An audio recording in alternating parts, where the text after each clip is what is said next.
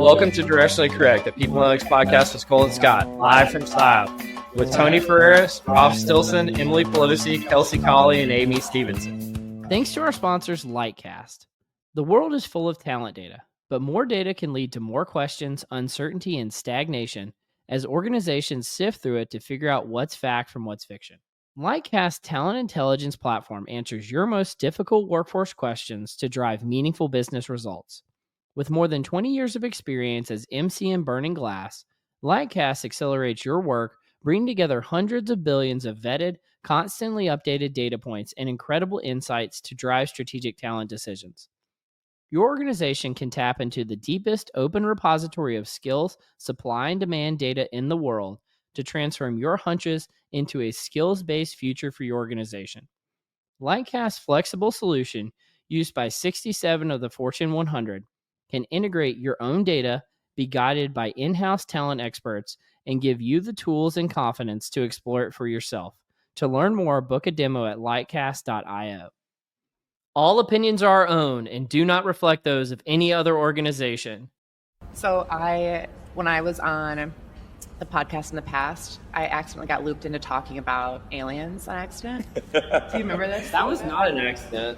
That was like one of my favorite topics. And I'm so disappointed because I brought a little blow-up alien doll for the two of you to take back to your office, but it's up in my hotel room.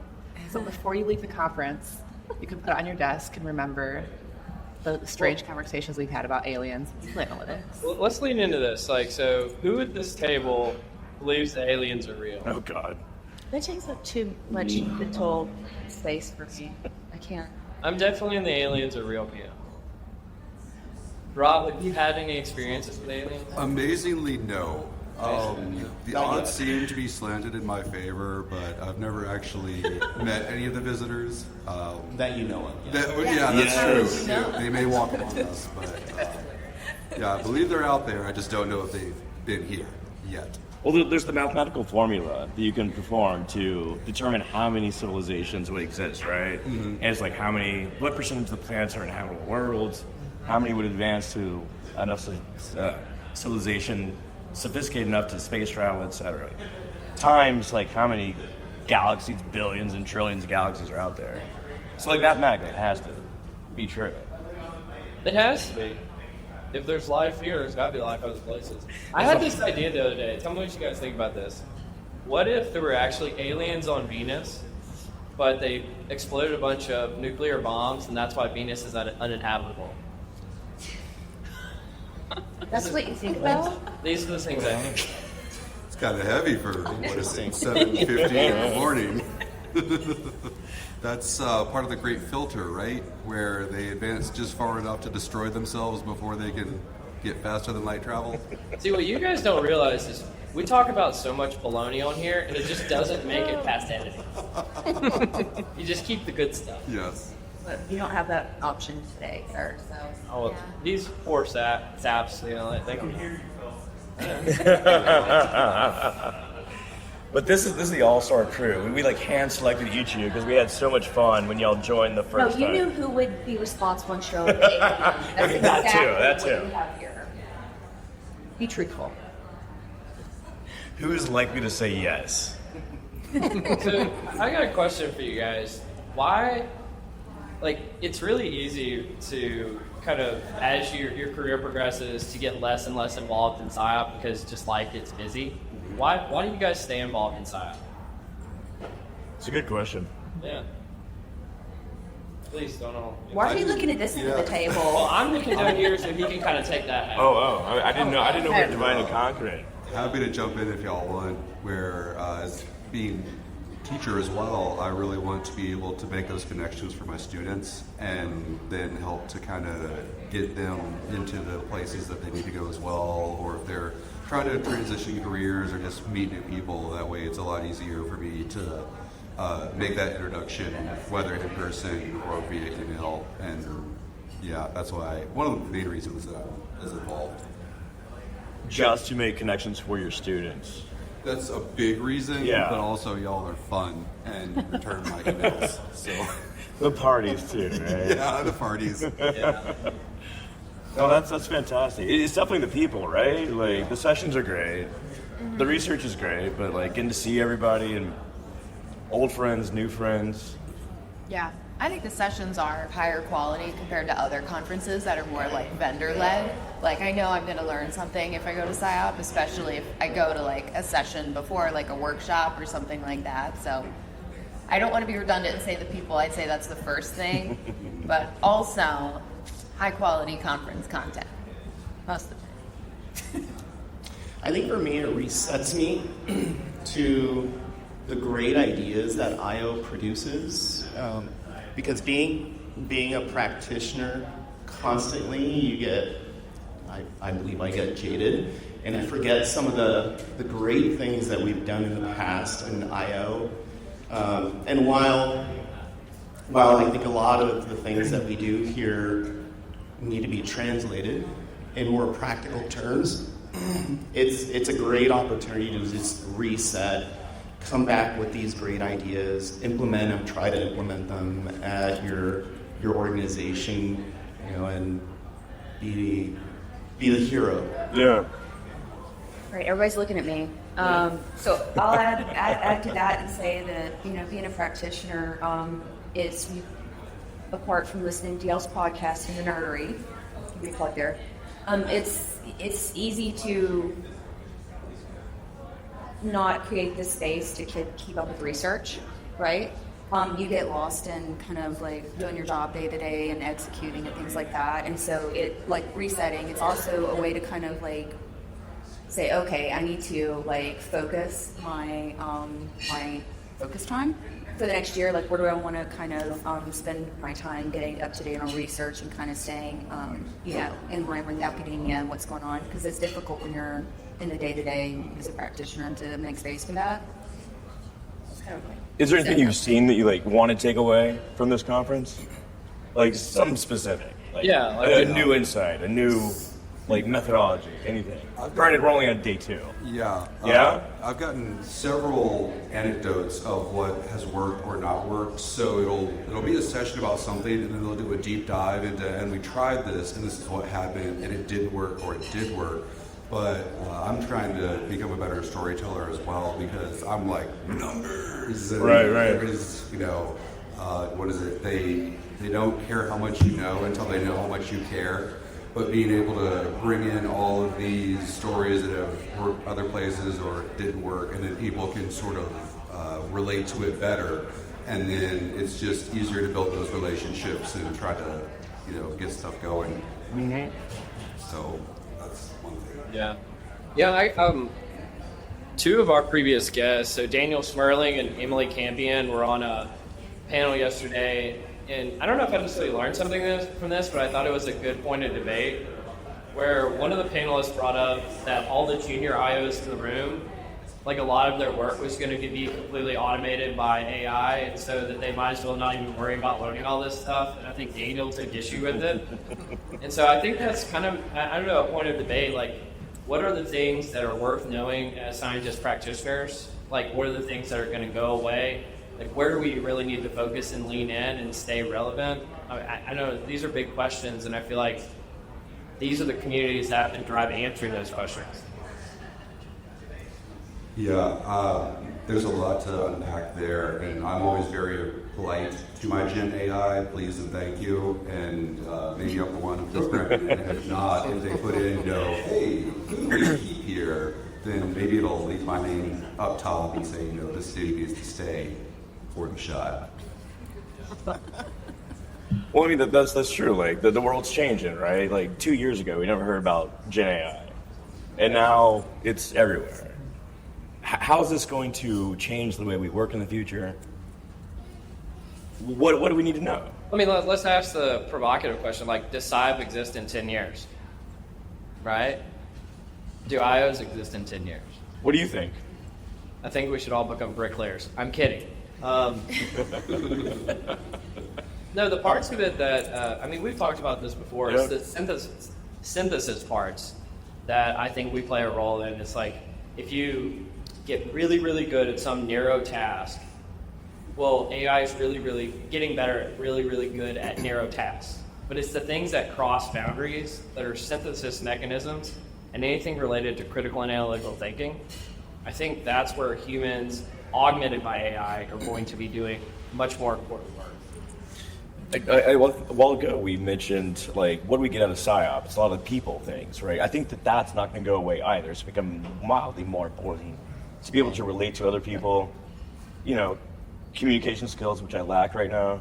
Yeah. It's too early. This is painful. It's warming up. I think AI really helps IO. I think it's going to propel us forward, really, because a lot of the content that AI is going to answer with for those who are not IOs is going to be our content, right? And I think it puts it forward more than I think we can, because there's only so much of us. But AI is, we can think of AI as an honorary PhD in IO, putting the stuff that you created forward to these practitioners.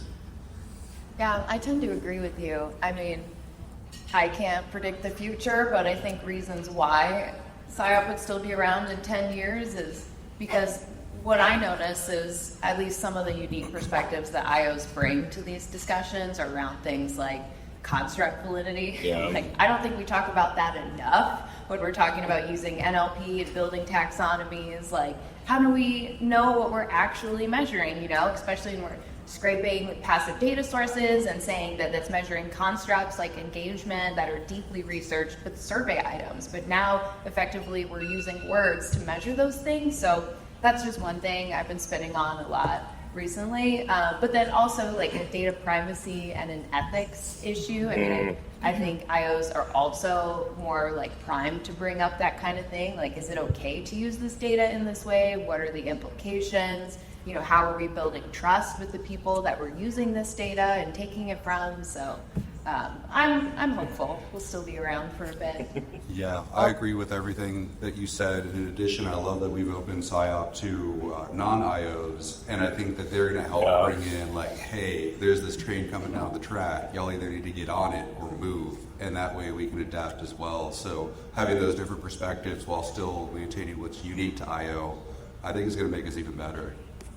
I'll add to that. We were talking about this last night at dinner a little bit, but we're getting now a seat at the table, I think, in organizations in a way that we weren't in the past, because there's a recognition that we do bring a unique perspective. So we were talking about governance councils around AI.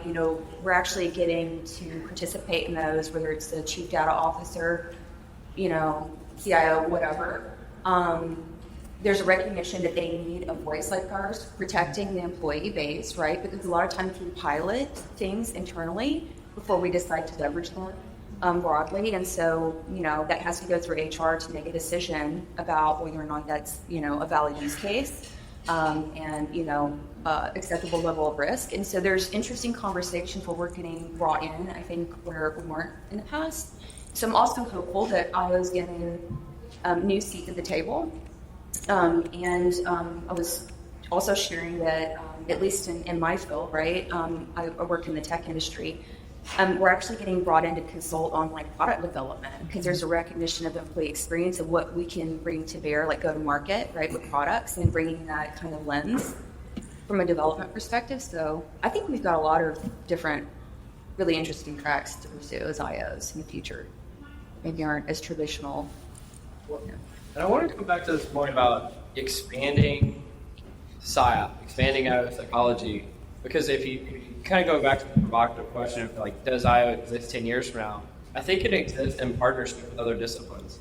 So if you look at our history of podcasting, like we hosted this dinner last night and I invited a bunch of people that had been previous guests on the podcast to it. Half of the people there were not IO psychologists.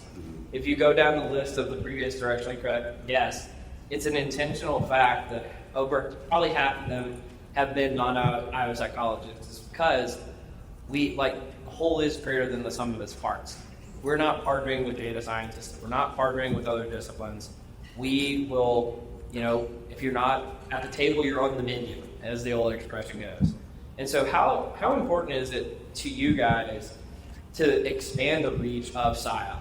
to make sure that it's welcoming to non-IOs. That, I mean, obviously we've got the parties, we've got the grad school things, like, yeah, those might get a little, we like talking to each other, it's fun. Well, even you had some consternation that SIOP was getting too academic. Oh, right? Yeah.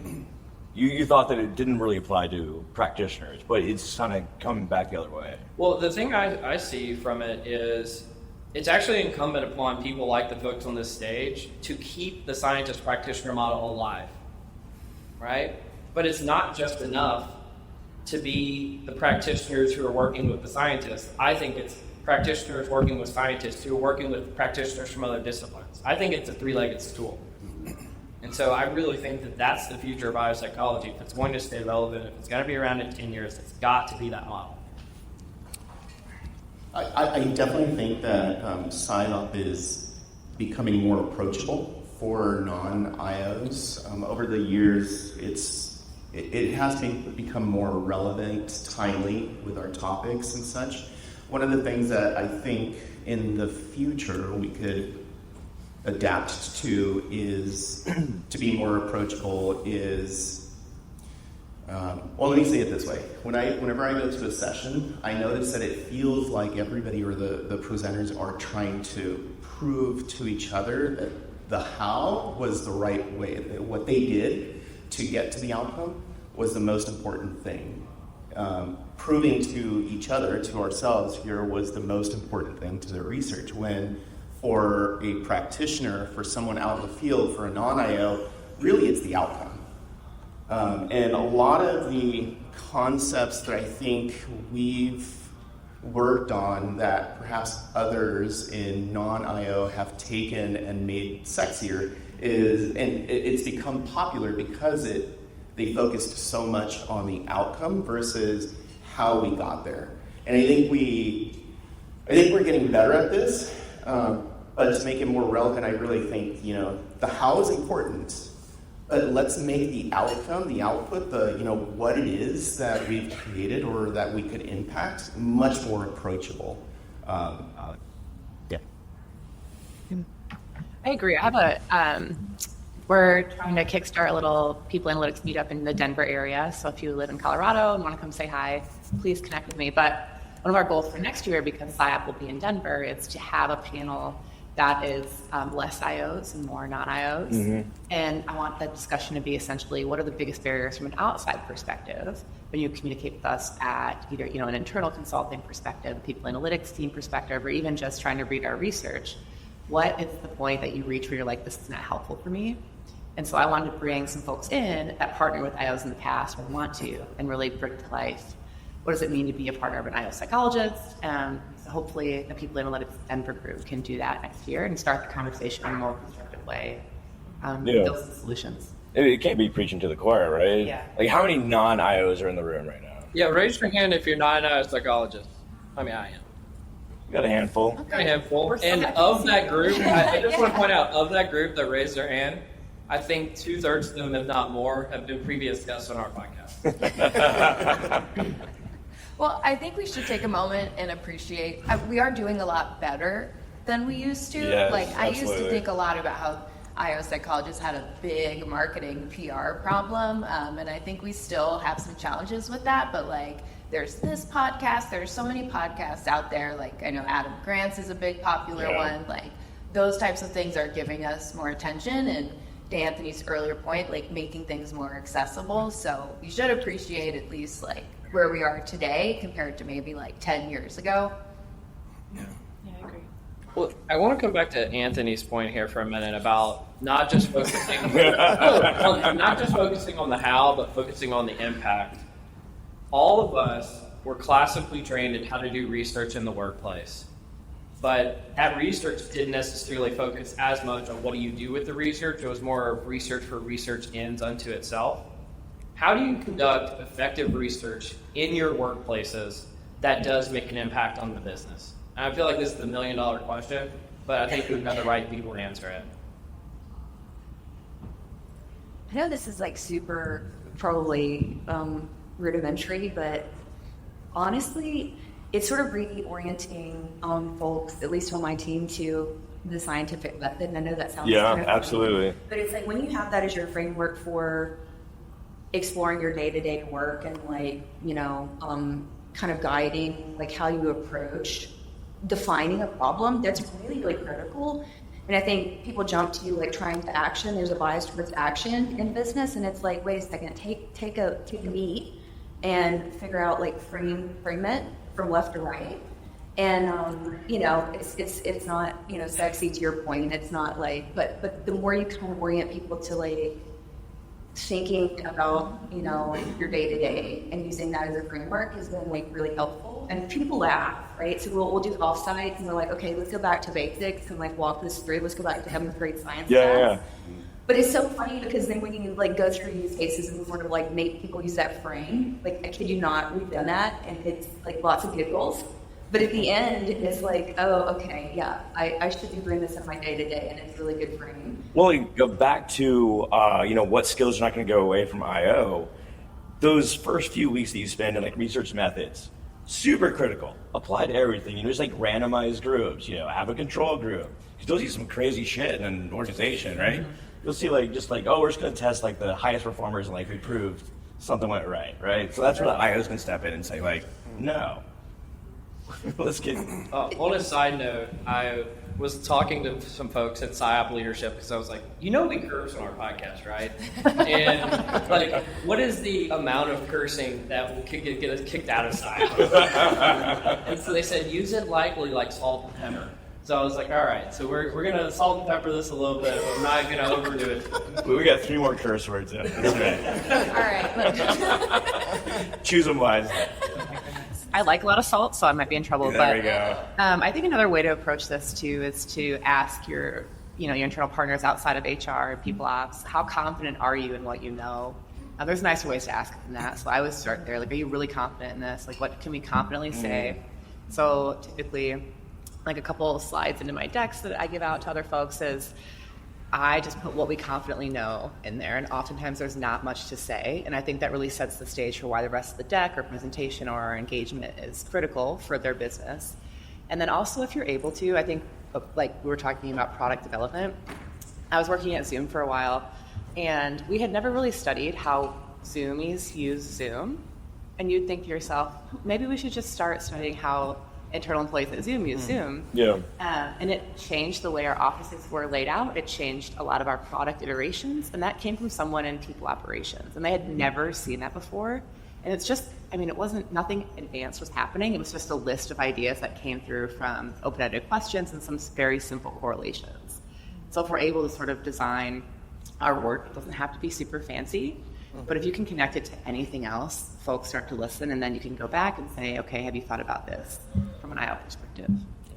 First of all, I've never heard the term Zoomies, but I love it. But I love that approach, and I've taken a similar approach too, especially when you have a research project with a long tail, and you need to demonstrate, like, okay, here's why concurrent validity won't really cut it. We actually should do some predictive analyses and wait. So we're not going to get the answer that we really want for like 3 to 6 months, maybe even to a year. Like, that's a really hard sell to make. So breaking things down in phases and saying, here's what we learned in this phase, here's why that's important. You know, we can stop there, but here's the risk. Here's what we don't know yet. So I love that you're starting with like, here's what we can confidently say today, and kind of like creating that platform for like, all right, here's really why we should invest a little more.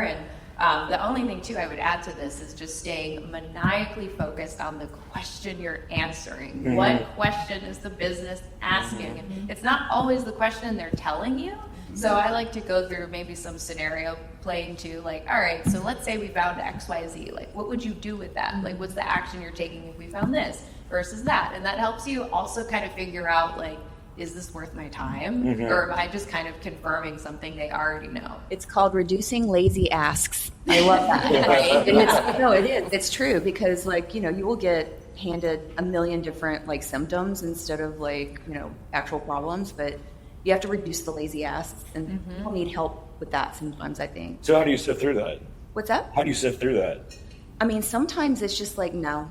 You know, I mean, I say that jokingly, but you know, we do have a responsibility to not be order takers, I think. Yeah, of course. And so there's, again, a little bit of that making sure you are, you know, showing up as like an authority, like. Yeah. No, actually, you're talking about a symptom, not the problem. Like, let's explore this and get to the root of what you're trying to, you know, like understand. And so sometimes it's saying no or helping people clearly see, like, oh, they're just sort of chasing, you know, some smoke. Well, we have the responsibility not to be order takers, but there's another side of that equation, which is we have the responsibility to be leaders and business savvy individuals, because if we're not, we will just be order takers. You have to position yourself in that way. And then also, in addition to focusing on what's actually going to make a difference for them, what's keeping them up at night, just how do we get there? Do we have what we need? Can we get what we need? And if not, what can we do from there? But keeping the end in mind, and then sometimes working backwards and seeing how can we make the biggest impact in the shortest period of time, or if it's going to take longer, just setting those expectations, but also bringing a point of view. And I know as a psychologist, this is really hard, but if I walk in and the answer is always, it depends, then you might not invite me back. So, you know, here's the action I recommend now. It might not be rock solid, but it's the best we've got with the evidence we've got. And at least we're going to get some action going, and then we can kind of tweak it as we go if needed. But just, we're doing something. I think this. Go ahead. It depends. Yes. Well, I love everything that everybody said, and typically the way I summarize this is it has to deal with relevancy, and that's really the word that I like. And summarizing a lot of this is when I think of the scientist practitioner model in the business, in the company, it has to deal with relevancy. I love the thoughtfulness, innovativeness, creativity of the scientists, and that's absolutely needed. But we need to be agile, quick, be okay with less rigor, but alignment to the business. Time is incredibly important, and like somebody else said, it was Emily, time is incredibly important in a business. And a lot of the great ideas that we have often require a lot of time. So unless we can be very, very proactive and predict what it is that we need to predict, we need to Meta prediction. What's that? Meta prediction. Meta prediction. I think this, as a more junior people analytics professional, I think it's so critical to have a good manager in place to make sure that you're not just getting these fire drills, these urgent requests for just to me seems like random questions, like how much turnover did we have last year in July? Yeah. You're like, well, what are you going to do with that information? And sometimes you have to say, just go to your peer or your mentor or your manager to say, like, is this worth my time? And if they're a good manager and they know where we fit in the org, they can say, no, you're not doing that, and take that off your plate. So if you have a strong relationship with the manager, that's so helpful.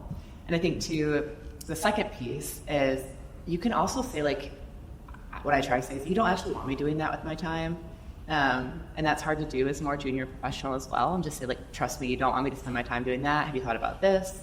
Or yes, we've got something, the dashboard will be updated in 6 weeks, and I'm not in control of that, so it's coming. But I definitely agree that the exchange experience is really difficult sometimes between just asking simple questions to you, and you're like, there's so many different questions you should or could be asking and different ways to display it back to you. So relying on good leadership and management is the way I've been successful so far, and I've also been very lucky to work for great professionals in people analytics.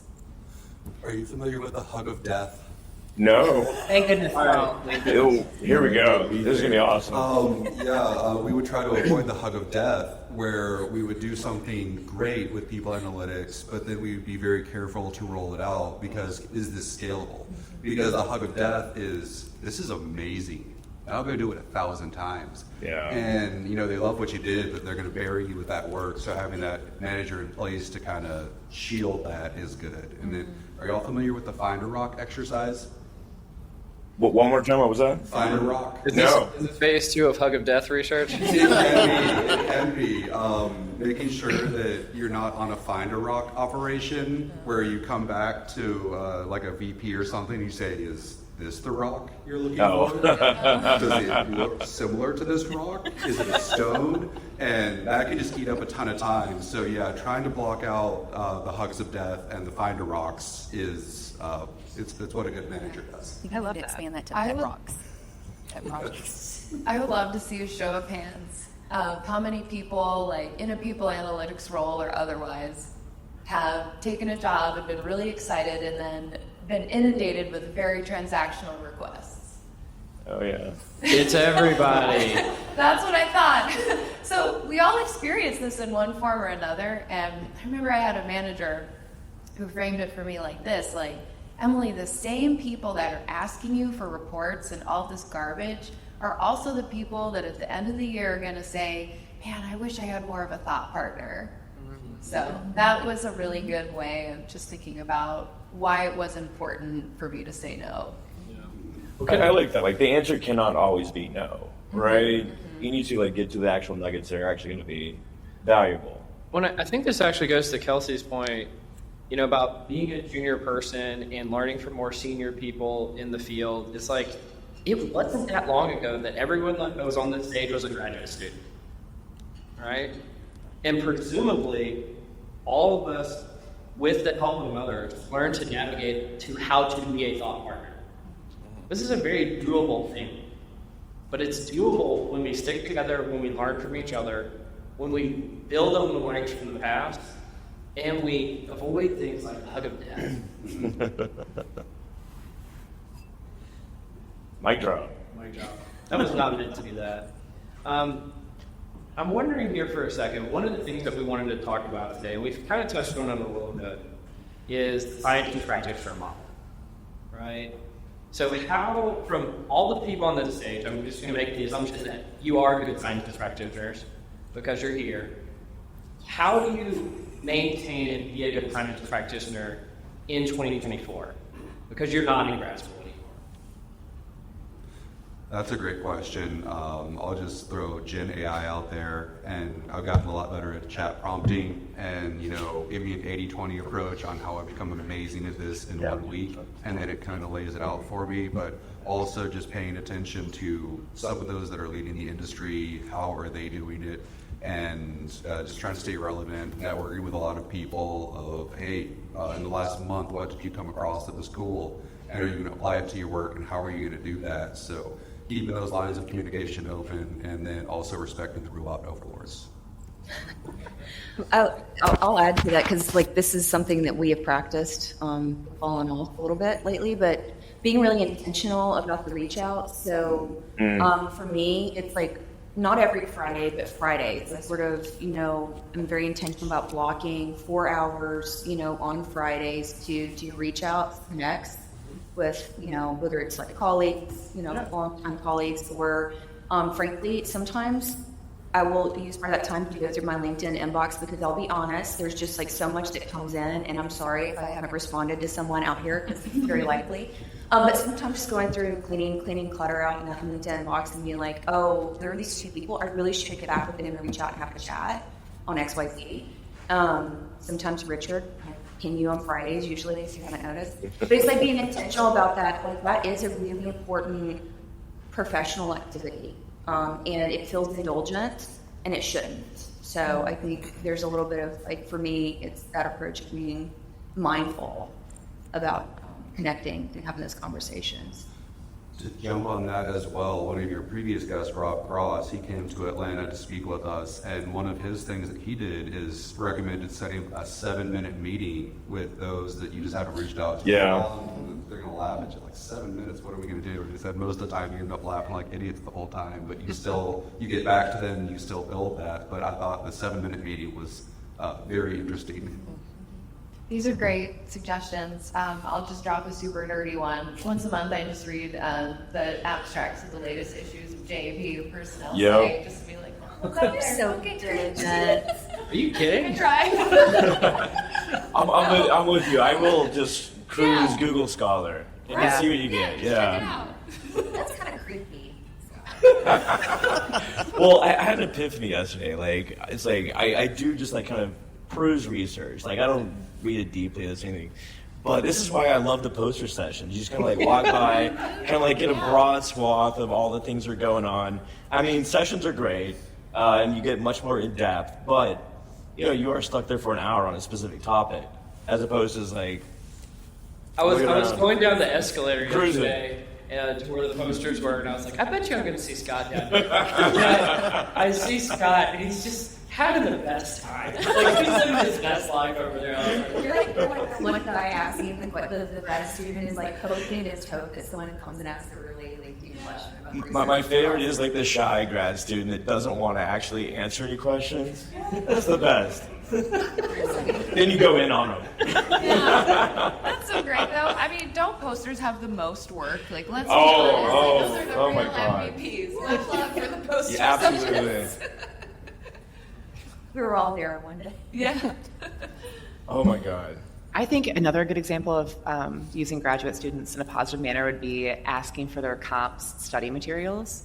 So if you think about a comprehensive exam, yes. I tend to do that to junior students at Colorado State University. I'm like, what do you know about this in the last 3 to 5 years? And they'll send you like the most relevant citations, metas, reviews, and then they have a summarized sheet, and then they also have some flashcards for you, and you're like, this is perfect. So if we could have a library of folks' comp exam.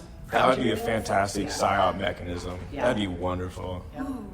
Because it is so hard to keep up with current research, good research anyway. So. and some aspiring grad student out there, why don't you open source it? So we don't have to ask. Right? Yeah. And I bet you your colleagues across the whole country would very much appreciate you. The professors are clearing at you right now. No. Well, do y'all want to talk about research roulette? Yeah, let's do some confusion matrix. The confusion matrix. Anybody in the room a fan of the confusion matrix? No one. No, All but right. there we go. We got a couple. Okay, so this everyone can participate in this one. So I'm going to say 3 different research articles. 1 is true, 2 are fake, and your goal is to identify the real one. Emily's gonna get it because she reads JAP all the time. Yes. Oh no, I've set the bar too high. I will say that none of these appeared in JAP. Okay. Not a lot. Okay, the first one is Cloud Shapes and Human Creativity, a Sky-High Study. This was in the Journal of Cognitive Research from Virginia Tech, published in 2022. Cloud Shapes and Human Creativity. Study 2, Do Gummy Bears Experience Fear? A Study of Candy Anthropomorphism. Journal of Experimental Psychology from Cambridge. Was this 2016? Or finally, The Office Candy Dish, Proximity's Influence and an estimated actual consumption. On estimated actual consumption. This is International Journal of Obesity from Cornell University. So once again, you got Cloud Shapes and Human Creativity. Second is Do Gummy Bears Experience Fear? And The Office Candy Dish, Proximity's Influence on Estimated and Actual Consumption. And only one is. One is real. 1 is real, 2 are fake. I hope number 2 is not real. This is like, have you heard the Wait, Don't Tell Me on NPR? Yeah. This Yes. is like it's like that. It's like a ripoff kind of. Yeah. So that's the case. So is and someone then- playing for us? I think so. Oh yeah. Someone playing for us? No. No, we won't call your cell phone and leave a voicemail or whatever they do as a prize. Well, if it's like that, then the least likely is the one. Least likely is number 1. I never get it right. I think we've been doing this for like a No, the year, least and I don't likely- think I've ever gotten it right. Cole does have like a surprisingly low batting average. It's wild. No, see, the least likely is probably the answer. Is it? Ooh. So it So is the number gummy 1. bears in fear? Also, number 1 doesn't tell you what's happening. It just says clouds and creativity. There's no like colon and what happens after that. So that's my guess too. It's just, we don't know what it's even saying. Just So rip it out. yeah. Yeah. Oh, was that the cloud one? No, the gummy bear one. Gummy bears in Gummy fear. bears. So you think Gummy bear. gummy bear is real? Yeah. You think I'm going to go with clouds and creativity. clouds are real? I'm going clouds and creativity. Throw the Office Candy Dish in there and hope. Yeah, I'm with you in the candy dish. I You feel can't like have two. You have to pick one. that's okay. Okay. Candy dish. Oh, we got Yes, mimosas. Kristen told us at dinner she was going to bring mimosas, and I was like, sure you are. Oh, All right. Oh my God. You're welcome. Thank you. I'm a bartender. thank you so much. Thank you. I have no cash on me. Chin chin. Cheers, everybody. Yay. 8 a.m. style. Little hair of the dog. Well, we're not swearing, but we are drinking, so really pushing the limit of what gets you kicked out of style. Shit, that's good. Oh, there you go. So what is the correct answer? Well, okay, who thinks number one? I think number one. That's the real one. Who thinks number two? Is that the gummy bear? Gummy bears number two. And number three, who thinks number three is real? It is number three. It is the office candy dish. Let's see. An idiot. Let's see. There was a main effects for both proximity and visibility. People ate an average of 2.2 more candies each day when they were visible. There Okay, you go. I want to speak to this for a moment. So I worked remote for a couple of years, and I'll try to keep this short. And then I onboarded at a pretty nice place, and they had snacks in the office and food. And once you've been working remote for a while, you kind of forget what that's like. I think I drank like 15 bubbly waters a day, like 45 peanut butter cups, and Yeah. that makes total sense to me. Absolutely. At home, I would never do that, but there, I'm like, it's free. It's Don't right you know there. people from Google don't get fat, right? You'd have to. I'm Free food very all day. satisfied with just eating and drinking like that. So Yeah. that makes sense. No. I don't know. That's how good the other benefits are to counteract the gym. Oh, yeah. Well, you don't need that. And then they don't have to deliver mimosas to your desk. Yeah. Then you're not. Good job, Chris. Any nerdery fans in the room? By round of applause. The nerdery. We have considered on and off going to full nerdery All podcast. nerdy. This is a running debate between Scott and I. It's like, should we just go all nerdery? No. But the thing we realized is like half the people that listen love the interviews. Half the people love the nerdery, and no one likes the Confusion Matrix experience. So Where do you want to start? Where do you want to start? Because I think it's been kind of a running theme of the conference. Why don't we start with Dunning-Kruger? Dunning-Kruger effect. Okay. Let's see. So this article revisits the Dunning-Kruger effect, which is, of course, the cognitive bias where low-ability individuals overestimate their competence. So recent arguments suggest that the effect is small and confined to a small segment of the population. So using polynomial regression and some other fancy regression stuff, the study contrasts traditional approaches, which was essentially breaking up the distribution into quarters and identifying overestimates or like differences in the estimates. And anyway, so they contrasted these two different things. So based on simulated data, the decay effect peaked at a 20-point overestimate for IQs around 55. So this is a very small portion of the population, and it diminished significantly as IQs actually rose. They back this up with actual data from the field, but overall the findings suggest that the Dunning-Kruger effect is only limited to a small sample of the population. At least for IQ, right? Like it's being tested on like a very broad scale. I'd love it to, or ability rather. I'd love to see this at a very more narrow scale, like Python coding or something like this, right? Well, and there was another article that we covered, I don't know, maybe it was a year, maybe even 2 years ago, but I think it's related to this one about the researchers who did the Dunning-Kruger effect actually overestimated their ability to understand the impacts of the Dunning-Kruger effect. And so it's like the greatest irony ever. And I think this is kind of a continuation of that research. Well, interestingly enough, in this article, they found that when you analyze it in the traditional way that Dunning-Kruger did, you do find the effect. Yeah. But using this more rigorous approach, it dissipates all the way down to just lowest abilities. I feel like the nerdery is like the Dunning-Kruger effect in reality. How so? How so? Well, it's probably not as much you. I think I'm more bombastic. I'm just sitting out here saying like, this is absolutely what's happening. I got you. And I know nothing about it. Well, it has truthiness to it. The Dunning-Kruger is, it's sexy, right? No thoughts. Just blew my mind with that. I'm still digesting. What does this mean? Yeah. My world No, is turned so upside just so down. everyone knows, we had pre-work for this, and he sends out a 56-page article behind a paywall, like a whole email with a lot of dictatorial instructions, and I mean, we're just scared to, I don't know, say much about it. I don't check my email. That's another way of saying they didn't read it. I actually could scan it, like I took her approach with JAP and everything else. You guys work under this assumption that we read the article.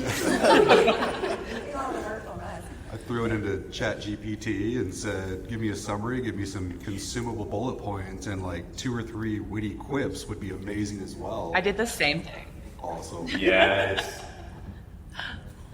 They need to do something with that, expand it beyond IQ to like skills stuff. Now that people, no, seriously, we have a lot of debates about this internally. You know, if you can go in with all this skills technology, no affront to any skills vendors out here, but like, I'm awesome at these 18 things, and you know, like that there's no hip check or verification, whether that's through your manager or, you know, some other less subjective verification. But it's kind of interesting, like how like off base is that from like a, you know, promotion standpoint, like, you know.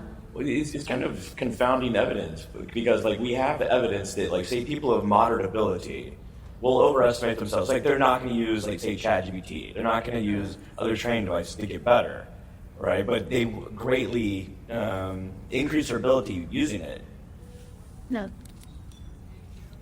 Now I have so many questions. I'm questioning the whole thing. Like, what Yes. was emphasized in the original study? Was this one of those things where they had 40 people and did a t-test, and which is actually the basis of like a lot of these like core theories that people that's gospel in psychology?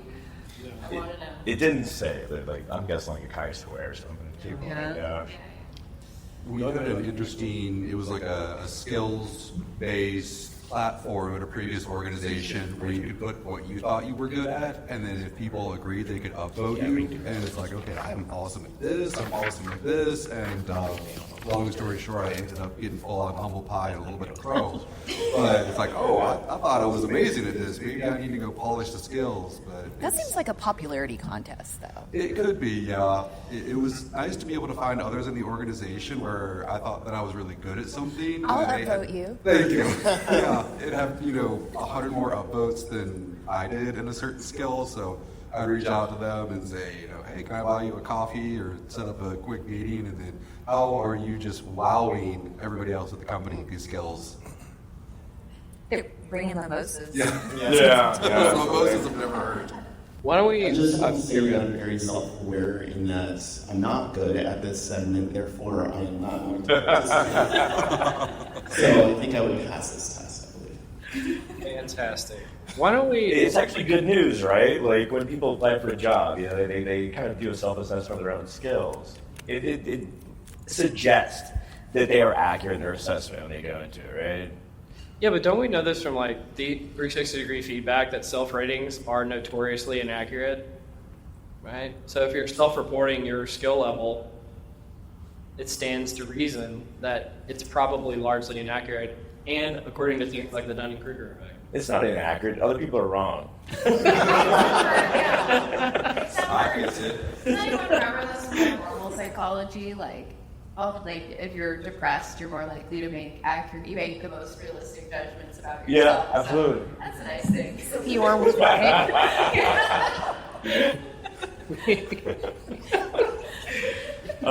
You gonna move on? Let's do the next one. We're losing the thread. This one is from Shane McKnight. Is Shane in the room?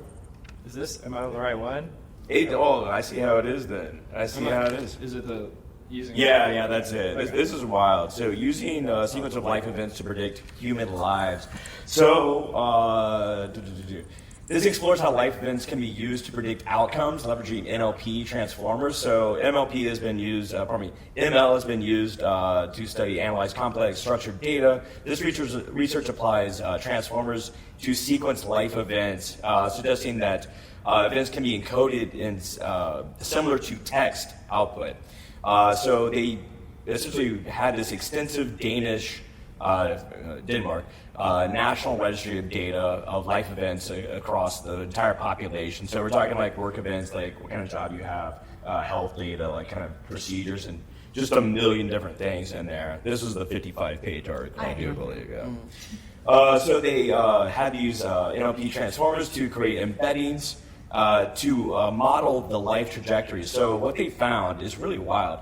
Not only can life events be encoded, but they can also be used to predict life outcomes. So essentially, you're on this trajectory, and the NLP models can be used to predict things such as early mortality down to the age of 30, as they showed in the article, and personality traits, largely introversion, extroversion, as well as a few other narrow things. But it's common.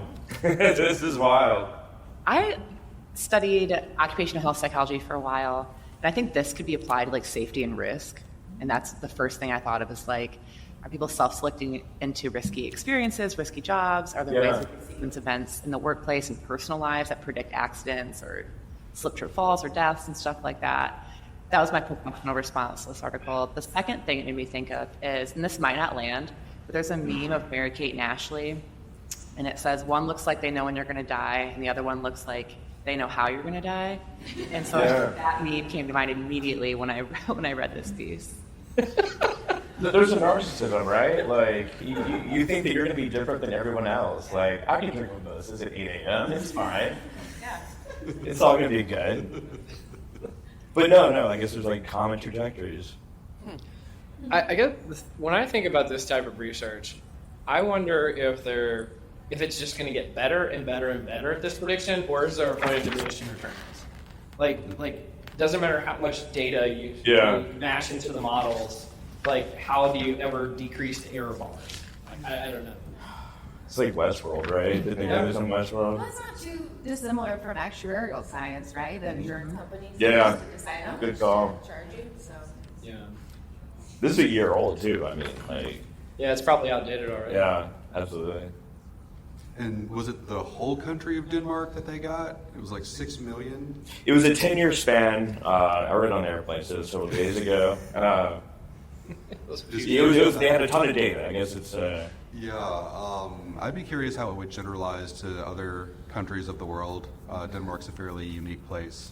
Well, I think this is kind of the holy grail for like IO too. Like you understand the employee trajectory across their career, right? You do organizational entry. These sort of events will lead you to, higher job level, promotion, whatever you want, and then eventually exit, right? Can you predict these sort of things and ostensibly interrupt them if you want to, or promote them? Yeah. I'll throw something back your way. So let's say that you see that somebody has a 76% chance of leaving. Yeah. What do you do about it? Do you give them the old shoulder tap and say, hey, you want to talk about this? Yeah. Or do you make it a broader scale intervention where you gather those that are maybe higher than average, or maybe it's just a random selection that includes those that are more likely to leave or have been deemed that way? So yeah, I'd be curious how you roll out that type of intervention. Like attrition interventions are really wild. Like you're essentially asking a manager to have a very odd conversation with your employee, right? Like, like the model says, like you're about to leave. Do you hate? Yeah. And the employee's like, what? No, you're great. The answer is yes.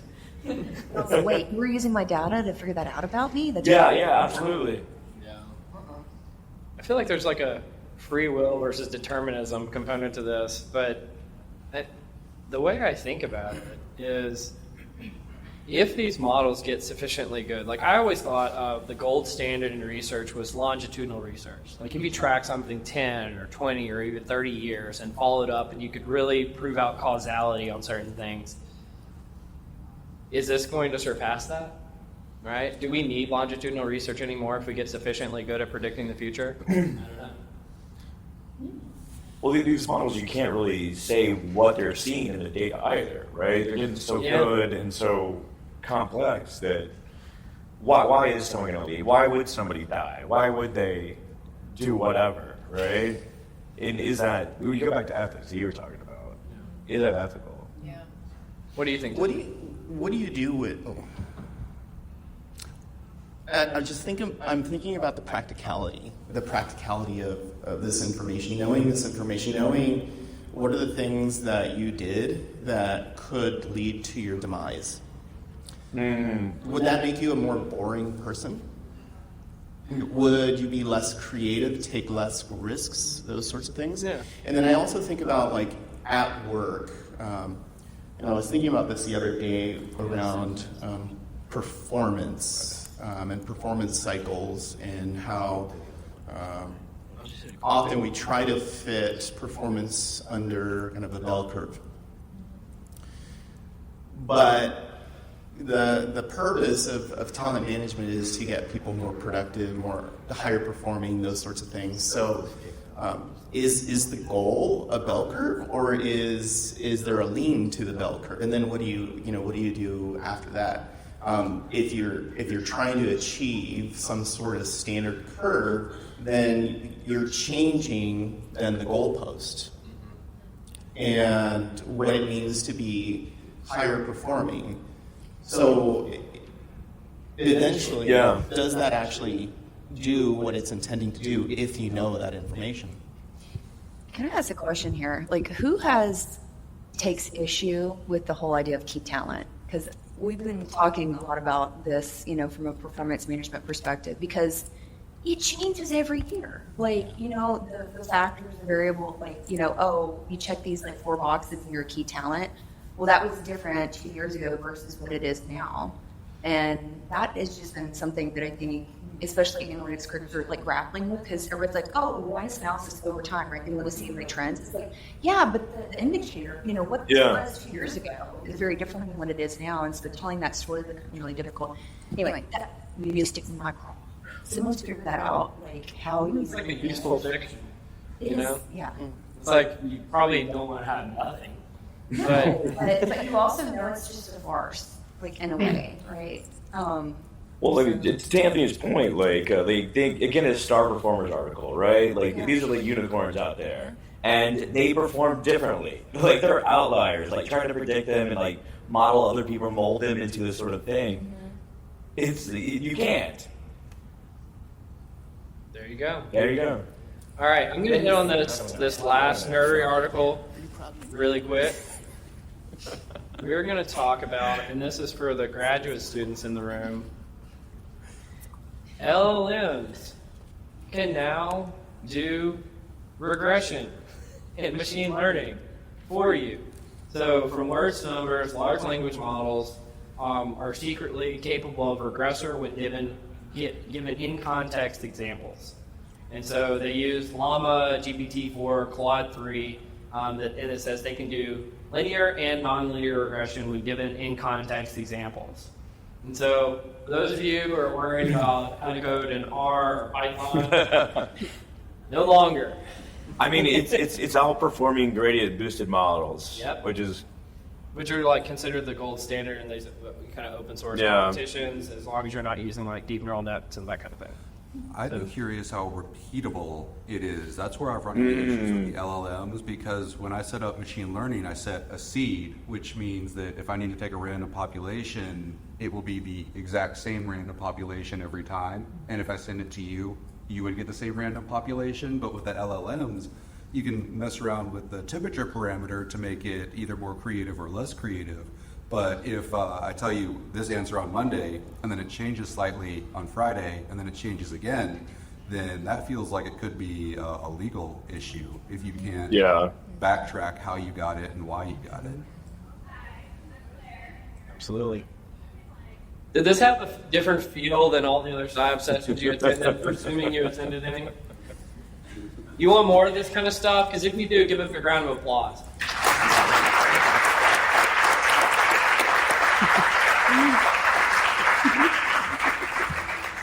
All right, you heard it here, SIOP leadership, so the crowd has spoken.